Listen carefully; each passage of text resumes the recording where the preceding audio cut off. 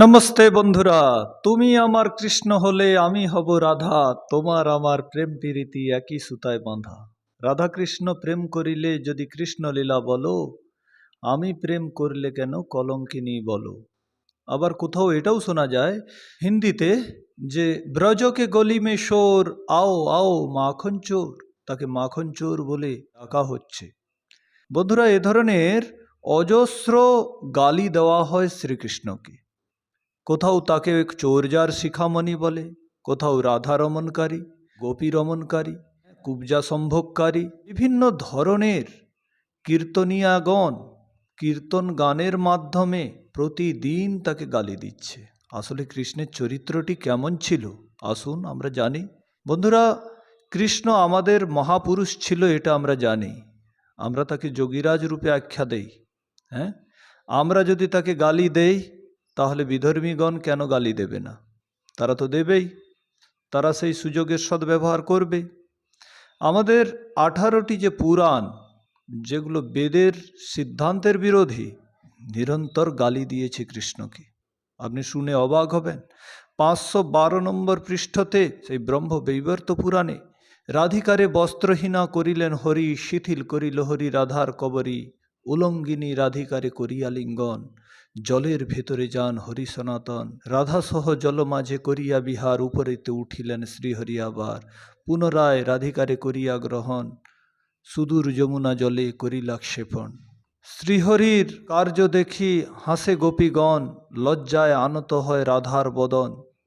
এই ধরনের কৃষ্ণের নামে চরিত্রহীনতার কলঙ্ক সেখানে লেপন করা হয়েছে। এই ব্রহ্মবৈবর্ত পুরাণ নয়, ভাগবত পুরাণেও অজস্র জায়গায় এই ধরনের গালি দেওয়া হয়েছে। কি অশ্লীল সেসব কাহিনীগুলো আমরা মুখে বলতে পারবো না। বন্ধুরা, কৃষ্ণের চরিত্র কেমন ছিল আমাদের যদি জানতে হয়, তাহলে আমরা বলতে পারবো না আমাদের সেই কৃষ্ণের সমসাময়িক ব্যক্তিরা বলতে পারবেন? আর সমসাময়িক ব্যক্তি কে ছিলেন? ভীষ্ম পিতামহ। ভীষ্ম পিতামহ সেই যুধিষ্ঠিরের রাজসূয় যজ্ঞতে দূর দূরান্ত থেকে আগত বিদ্বান মণ্ডলীদের মাঝে বলেছিলেন যে বেদ বেদাঙ্গ বিজ্ঞানম বলম চাপ্যধিকম তথা নৃণাম লোকে হি কন্যস্তি বিশিষ্ট কেশবাদৃতে। যে বেদ বেদাঙ্গের বিদ্বান আর বল যার সর্বাধিক, যে মহাপরাক্রমী, এই মনুষ্য লোকের মধ্যে তার সমকক্ষ বিশিষ্ট পুরুষ আর কেউ ছিল না। এরপরে তিনি বলছেন যে দানম দাক্ষম শ্রুতম শৌর্যম হ্রিহি কীর্তির বুদ্ধির উত্তমা সন্নতি শ্রী ধৃতিস্তুষ্টি পুষ্টিশ্চ নিয়তাচ্যুতে। তিনি অত্যন্ত দানশীল, তার প্রতিটি কাজে নিপুণতা রয়েছে, দক্ষতা রয়েছে। সে অনেক বেদাদি শাস্ত্রকে বিদ্বানদের মুখ থেকে শুনেছেন, নিজেও পড়েছেন। যিনি অত্যন্ত বিনম্র স্বভাবের ছিলেন, অত্যন্ত লজ্জাশীল। আর লজ্জা বলতে এটা নয় যে ঘুমটার আড়ালে মুখকে ঢেকে রাখা, লজ্জা তাকেই বলে হ্রি অকার্য নিবর্তনম। নীতিশাস্ত্র বলছে যে যা অধর্মযুক্ত কাজ, যে কাজ করলে পাপ হবে, এমন কর্ম থেকে যে ভয় পায় তাকে লজ্জা বলা হয়। এরকম শ্রীকৃষ্ণ ছিলেন। তো যিনি অধর্মকে ভয় পান তিনি কি করে চোরজার শিখামণি হতে পারেন? কুব্জা সম্ভোগকারী কি করে হতে পারেন? বা গোপীদের সাথে রাসলীলা করতে পারেন? পরস্ত্রী গমন কি করে করতে পারেন? একটা পরকীয়ার সাথে তাকে জড়িয়ে দেওয়া হয়েছে কৃষ্ণকে। এক প্রকার ভীষণ ভীষণ অন্যায় হয়েছে কৃষ্ণের সাথে, যিনি মহান যোগী পুরুষ ছিলেন।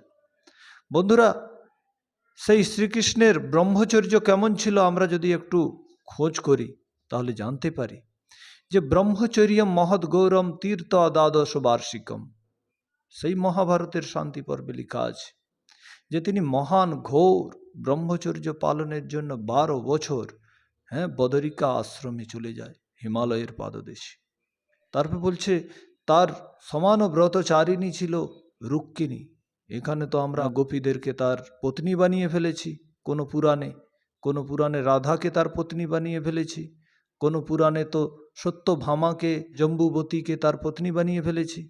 কিন্তু শ্রীকৃষ্ণের একটি মাত্র পত্নী ছিল, সমান ব্রতচারিণীয়াম রুক্মিণীনাম ইয়ন্বজায়ত সনত কুমারস্তেজস্বী প্রদ্যুম্ন নাম মে সুত। এটা আমরা মহাভারতের শান্তি পর্বে পাই। সনত কুমারের মতো তেজস্বী এক সন্তানকে তিনি জন্ম দেন, যার নাম ছিল প্রদ্যুম্ন। তাহলে দেখুন যে ব্রহ্মচর্য রূপী ঘোর তপশ্চর্যাকে পালন করে বিবাহে অনন্তর, আজ বিবাহ অনন্তর কেউ ব্রহ্মচর্য পালন করতে চাইলে পারে না, পরের দিন থেকে সে ব্যভিচার শুরু করে দেয় পত্নীর সাথে। কিন্তু সে বিবাহের উত্তরও ব্রহ্মচর্য পালন করেছিলেন 12 বছর, এবং তার সমান ব্রতচারিণী ছিলেন কে? রুক্মিণী। তাহলে একমাত্র স্ত্রী ছিল রুক্মিণী, আর একমাত্র পুত্র ছিল প্রদ্যুম্ন, যা আমরা মহাভারত থেকে পাই। তাহলে এতগুলো পত্নীর যে উল্লেখ, সেটা আমরা প্রক্ষিপ্ত মহাভারতে পাই। বাস্তবে কিন্তু তার এতগুলো পত্নী ছিল না। যে 12 বছর তপশ্চর্যা করতে এক স্ত্রীকে নিয়ে হিমালয়ের পাদদেশে বদরিকা আশ্রমে পৌঁছে যেতে পারে, অন্য স্ত্রীরা তাকে থাকতে দেবে? তার যদি একাধিক স্ত্রী থাকতো, অন্যরা তাকে 12 বছর তপশ্চর্যা করতে দিত এক স্ত্রীকে নিয়ে? বন্ধুরা, এটা আমাদের ভাবতে হবে যে কেমন ধরনের জিতেন্দ্রীয় পুরুষ শ্রীকৃষ্ণ ছিলেন, আর আমরা তাকে কত ধরনের লাঞ্ছনা লাগিয়েছি গানগুলোর মাধ্যমে, আর প্রসরা কীর্তনের মাধ্যমে। আর আমরা কি করেছি? আমরা বিভিন্ন ধরনের কীর্তন গানগুলোর মাধ্যমে তাকে কলঙ্কিত করেছি, তার চরিত্রকে ধূমিল করেছি। এ কত বড় অন্যায়! শ্রীকৃষ্ণ কেমন বিনম্র ছিল একটু ভাবুন। যুধিষ্ঠিরের রাজসূয় যজ্ঞতে বহিরাগত এত বিদ্বানদের তিনি চরণ ধুয়ে দেওয়ার, তাদের আতিথেয়তা করার দায়িত্ব নিজের কাঁধে স্বেচ্ছায় তুলে নিয়েছিলেন। শ্রীকৃষ্ণ সেই সভাতে প্রবেশ করতেই তিনি বললেন, দেখো আমি তো কিছু কাজ করতে এসেছি, আমাকে কিছু দায়িত্ব দিয়ে দাও, কিছু কাজ দিয়ে দাও। আমি বরং এটাই করি যে যত আগন্তুক বিদ্বানগণ অতিথিগণ এসেছেন আমি তাদের সৎকার করব, তাদের আতিথেয়তা করব। তাদের প্রত্যেকের চরণ ধুইয়ে দেয়, তাদের আতিথেয়তা করে। আজকে কোনো শিক্ষিত ছেলে মাতা পিতার অবাধ্য হয়ে যায়, তার মা বাবা চরণ স্পর্শ করে না। আর শ্রীকৃষ্ণ যে বেদাঙ্গের প্রকাণ্ড বিদ্বান আর মনুষ্য লোকের মধ্যে সব থেকে বিশিষ্ট ব্যক্তিত্ব ছিলেন কৃষ্ণ, মানে পৃথিবীতে তার সমকক্ষ কোনো দ্বিতীয় ব্যক্তি ছিল না, অথচ তিনি আগন্তুক সমস্ত অতিথির চরণ ধুইয়ে দেওয়ার কাজ নিজের স্বেচ্ছায় কাঁধে তুলে নিলেন। কত বড় ব্যক্তি, কত বড় নীতিজ্ঞ শ্রীকৃষ্ণ ছিলেন, আমরা তার উদাহরণ পাই। শ্রীকৃষ্ণ দূরদর্শী চিন্তা ভাবনা নিয়ে দেখেন, যদি এ কুরুক্ষেত্র যুদ্ধ হয়, বর্ণ সংকর উৎপন্ন হবে, অনেক ক্ষত্রিয় বীরেরা মারা যাবে লড়াইয়ে, আর তখন তাদের পত্নীরা নিয়োগের দ্বারা সন্তান উৎপন্ন করবে, আর সে সন্তান অযোগ্য হবে, বর্ণ সংকর উৎপন্ন হয়ে যাবে, দেশের সভ্যতা অনেক পিছিয়ে যাবে। এই দূরদর্শী বিচারধারা নিয়ে কি করে এই যুদ্ধকে টালা যায়? কৃষ্ণ 5টি গ্রামের বিনিময়ে যুদ্ধ টালার একটি প্রস্তাব নিয়ে গিয়েছিলেন, একটি সন্ধির প্রস্তাব নিয়ে গিয়েছিলেন, যে সন্ধির প্রস্তাবকে ঠুকরে দিয়েছিলেন কে? দুর্যোধন। বন্ধুরা, সেই ইতিহাস সাক্ষী রয়েছে মহাভারতে, যে দুর্যোধন তাকে বলেছিল যে কেশব, তুমি আমার বাড়িতে এসেছো, আমার রাজ্যে এসেছো, আমার কাছে এসেছো, আমার রাজভোগ তুমি স্বীকার করো। কিন্তু সে ঠুকরে দেয়। সে বলল, সম্পৃক্ত অন্নানি ভোজ্যানি আপদ ভোজ্যানি বাপুন নহি সম্প্রিয় সে রাজন নহি আপদগতাবয়ম। বলে, দুই পরিস্থিতিতে অন্নকে গ্রহণ করা যায়। যদি কারো সাথে আমার সম্প্রীতি থাকে তো তার অন্ন খাওয়া যেতে পারে, আর যদি সম্প্রীতি নাও থাকে, যদি আমি আপদে পড়ি, চাই সম্প্রীতি হোক না হোক, তার অন্নকে খেয়ে নেওয়া যায় না। তোমার সাথে আমার সম্প্রীতি আছে হে দুর্যোধন, না আমি আপদে পড়েছি, তোমার অন্ন আমি কি করে গ্রহণ করতে পারি? সে দাসী পুত্র বিদুরের আতিথেয়তাকে স্বীকার করে তার ঘরে গিয়ে সে অন্ন ভক্ষণ করে। এই ইতিহাস রয়েছে। তার মানে তিনি কত বড় নীতিজ্ঞ। বন্ধুরা, তিনি কত বড় যোগী পুরুষ ছিলেন, তার উপদেশ আমরা গীতায় পাই। সেখানে জ্ঞানযোগ, ভক্তিযোগ, কর্মযোগ, কেমন কেমন প্রতিভাশালী উপদেশ সেই গীতার মধ্যে আমরা পাই। কর্মের একটা সুন্দর সন্দেশ দিয়েছেন কৃষ্ণ। তিনি বলছেন, কর্মণ্যেবাধিকারস্তে মা ফলেষু কদাচন মা কর্মফল হেতুর্ভু সঙ্গস্তু অকর্মণি। কর্মের সন্দেশ দিয়েছেন, বলে কর্ম করবে তো কিভাবে করবে? বলে নিষ্কাম ভাবনা নিয়ে করো। কর্মের ফল তুমি ঈশ্বরের উপরে ছেড়ে দাও, তাহলে তুমি চিন্তামুক্ত হয়ে যাবে, তুমি দুঃখী হবে না। ভাই, কর্ম করলে তো লাভ ক্ষতি হতে পারে, অপমান সম্মান হতে পারে, কর্ম শুরু করলে তো সেখানে জয় পরাজয় হতে পারে, কিন্তু ফল যদি আমি ঈশ্বরের উপরে ছেড়ে দেই তাহলে কোনো দুঃখ হবে না। বলে নিষ্কাম ভাবনা দিয়ে কি করে কর্ম করি? বলে সব কর্মতে তো কোনো না কোনো কামনা থেকেই যায়। তো ঠিক আছে, যদি তুমি কামনা ত্যাগ না দিচ্ছ, কর্তব্যের ভাবনা দিয়ে কর্ম করতে না পারছো, তাহলে এক কাজ করো, তুমি যজ্ঞের ভাবনা নিয়ে করো, অর্থাৎ পরোপকারের ভাবনা নিয়ে কর্ম করো, তাতে তোমার কামনা তৈরি হবে না, তো সেখানে তোমার আসক্তি তৈরি হবে না, কর্ম তোমার বন্ধনের কারণ হবে না। কত বড় সন্দেশ শ্রীকৃষ্ণ ভগবান তার গীতার মাধ্যমে দিয়েছে। গীতায় কিছু প্রক্ষিপ্ত শ্লোকও রয়েছে যেগুলো বেদের সিদ্ধান্তের বিরোধী। সে শ্লোকগুলোকে যদি সরিয়ে দেওয়া যায়, যদি মূল গীতার সারাংশ আমরা জীবনে গ্রহণ করি, তাহলে গীতা একটি দুর্দান্ত, একটি সুন্দর একটা উপদেশ হয়ে যাবে গোটা বিশ্ববাসীর জন্য। আজও গোটা বিশ্বে এই গ্রন্থটিকে বড় শ্রদ্ধার সাথে পড়া হয়। বন্ধুরা, এই গীতার সন্দেশ কোথাও নপুংসকতা শেখায় না, কোথাও কায়রতা শেখায় না, কাপুরুষতা শেখায় না, কিন্তু আজ গীতার সার রূপে আমরা যাকে পাই, কি যা হয়েছে তা ভালোই হয়েছে, যা হচ্ছে তাও ভালো হচ্ছে, যা হবে তাও ভালোই হবে। তুমি কি নিয়ে এসেছিলে যা হারিয়েছ, তুমি কি হারিয়েছ যে তুমি কাঁদছ, এটা কিন্তু গীতার সন্দেশ নয়, এটা গীতার সার নয়। আর এটা যদি গীতার সার হতো, তাহলে দ্রৌপদীর বস্ত্রহরণ হয়েছে, তুমি কেন কুরুক্ষেত্রের যুদ্ধ করতে এসছো অর্জুন? হ্যাঁ, তুমি অস্ত্র ছেড়ে দাও। হ্যাঁ, তোমাকে কাল দর দর ভিক্ষা মাগতে হবে, তুমি 5টা গ্রামও পাবে না, তো তুমি কেন লড়াই করতে এসছো? ছেড়ে দাও, যা হয়েছে তা তো ভালোই হয়েছে। এটা আদৌ গীতার সার নয়। শ্রীকৃষ্ণ ভগবান এই ধরনের গীতার সার দেননি। গীতায় যে উপদেশ দিয়েছেন, তিনি বলছেন কুতস্তম কসমলবিতম বিষমে সমুপস্থিতম।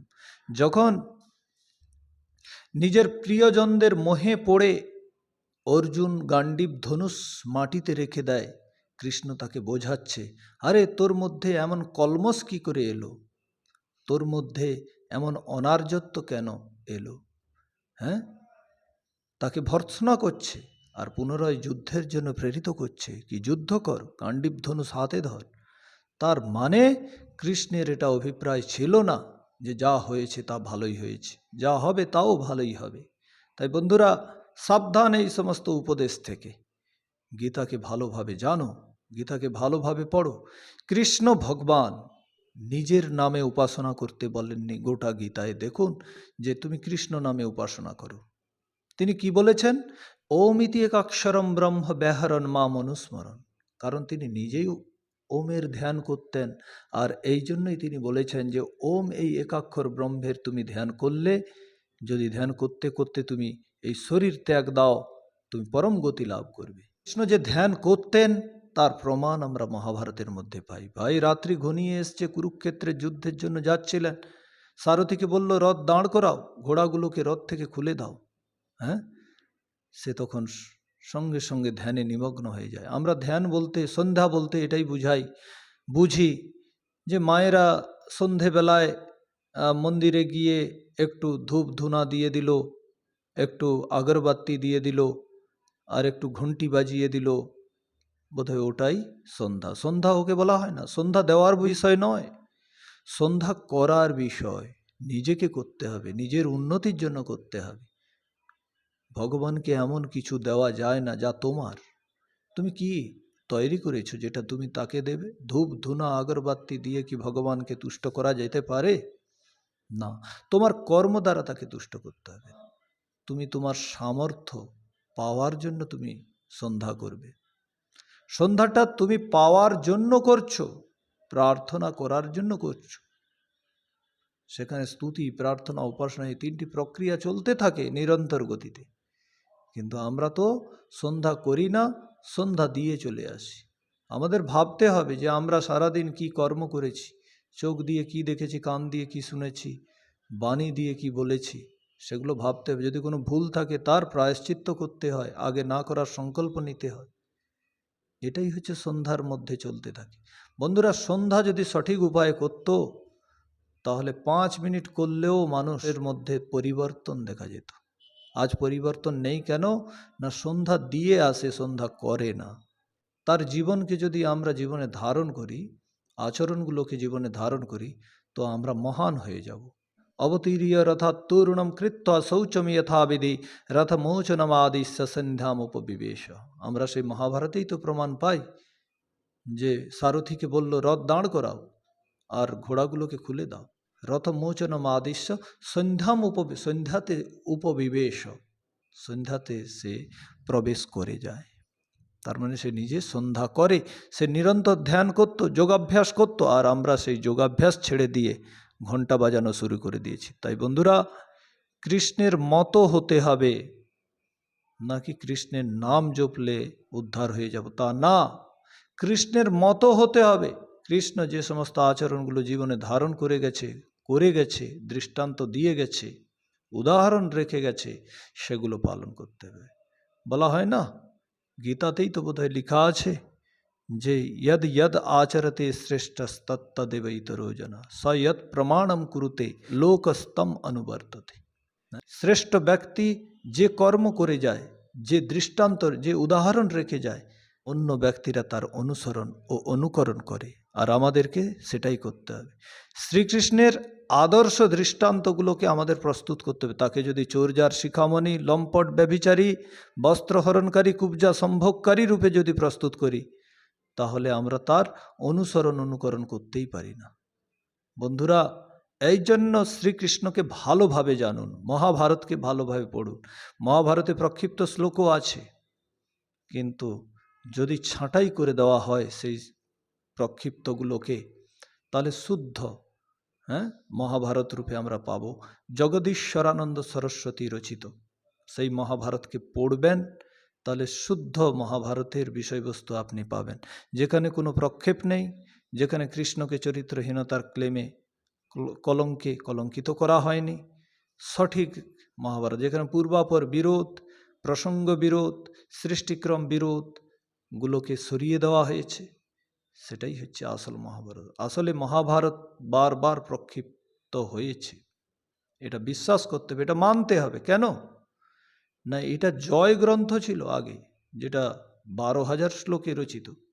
তারপর বৈশম্পায়ন তার শিষ্য রচনা করে এর কলেবর বাড়িয়ে দেয়, কলেবর বেড়ে দাঁড়িয়ে 25,000 শ্লোকের মহাভারত হয়ে যায়, যার নাম হয় ভারত গ্রন্থ। তারপরে সৌতি নামে কোনো তার শিষ্য ছিল, যে অনেকগুলো শ্লোক রচনা করে তাতে মিশিয়ে দেয়, এবং 1,00,000 শ্লোকের মহাভারত পাওয়া যায়।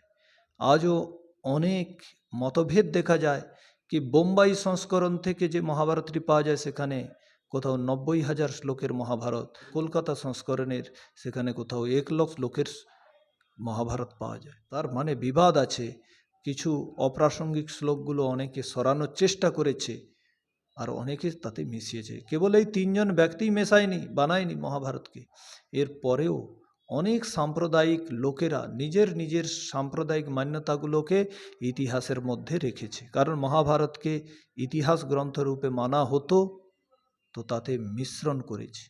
বন্ধুরা, সৃষ্টিক্রমের বিদ্যাগুলো এমন ধরনের বিভৎস, যেগুলো পুরাণের মধ্যে বর্ণিত রয়েছে। কারো কান থেকে, কারো নাক থেকে, কোনো স্ত্রীর বা পেট থেকে বাচ্চা হয়ে যাচ্ছে, গাছপালা, উদ্ভিদ সমস্ত, বনস্পতি সমস্ত উৎপন্ন হয়ে যায়, এ ধরনের উল্লেখ পাওয়া যায়। বন্ধুরা, এই সৃষ্টিক্রম বেদ বিরোধী, সৃষ্টিক্রম বিরোধী, আর এগুলো যদি মহাভারতে পাওয়া যায়, তাহলে মহাভারত নিশ্চিত রূপে প্রক্ষিপ্ত হয়েছে। তাহলে বন্ধুরা, আমাদেরকে সঠিক মহাভারত পড়তে হবে যদি কৃষ্ণকে জানতে হয়, কৃষ্ণের জীবনীকে যদি জানতে হয়, যে পুরাণ বর্ণিত কৃষ্ণের কলঙ্কিত চরিত্রকে যদি সরাতে হয়, তাহলে মহাভারতকে অবশ্যই জানতে হবে, পড়তে হবে। অস্তু, আজকে এতটাই, আপনাদের কাছে বিদায় নেব। যদি ভালো লাগে উপদেশটি সকলের মাঝে ছড়িয়ে দিবেন, শেয়ার করবেন। সবাইকে আমার নমস্তে।